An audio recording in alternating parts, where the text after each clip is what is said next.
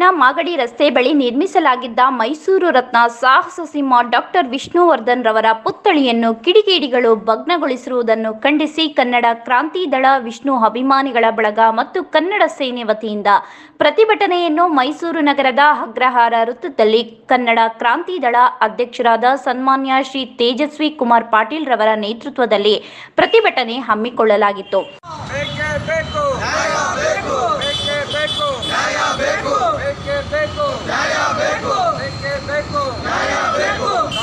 Doctor Vishnuvardhan ಅವರ ಪುತ್ಥಳಿಯನ್ನು ಭಗ್ನಗೊಳಿಸುತ್ತಿರುವ ಕಿಡಿಗೇಡಿಗಳನ್ನು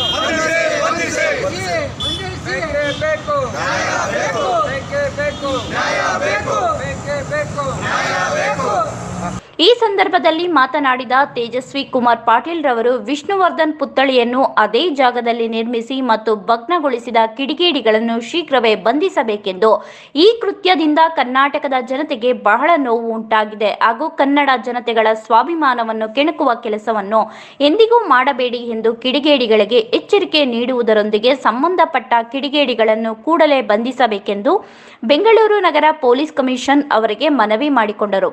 ಈ ಸಂದರ್ಭದಲ್ಲಿ ಕನ್ನಡ ಸೇನೆ ಹುಣಸೂರು ತಾಲೂಕು ಅಧ್ಯಕ್ಷರಾದ ಶ್ರೀ ಸಿದ್ದಲಿಂಗಮೂರ್ತಿ, ವಿಷ್ಣು ಅಭಿಮಾನಿ ಬಳಗದ ಅಧ್ಯಕ್ಷರಾದ ಶ್ರೀ ನಾಗರಾಜು ನಾಯಕ್, ಲೋಹಿತ್ ಅರಸ್, ಪವನ್ ಮತ್ತು ಸಹಸ್ರಾರು ಅಭಿಮಾನಿಗಳು ಪಾಲ್ಗೊಂಡಿದ್ದರು. ನಗರ ಹಾಗೂ ಗ್ರಾಮಾಂತರ ಮಹಿಳೆಯರಿಗೆ ಸುವರ್ಣ ಅವಕಾಶ. ಹೆಲ್ತ್ ಕೇರ್ ಹೋಮ್ ಅಥವಾ ಹೋಮ್ ನರ್ಸಿಂಗ್ ಹೋಮ್ ಕೆಲಸ ಮಾಡಲು ಇಚ್ಛಿಸುವ ಮಹಿಳೆಯರಿಗೆ ಉಚಿತ ಊಟ ವಸತಿಯೊಂದಿಗೆ ಮಹಿಳಾ ಅಭ್ಯರ್ಥಿಗಳನ್ನು ಸಂಸ್ಥೆಗೆ ನೇರ ನೇಮಕಾತಿ ಮಾಡಿಕೊಳ್ಳಲಾಗುವುದು.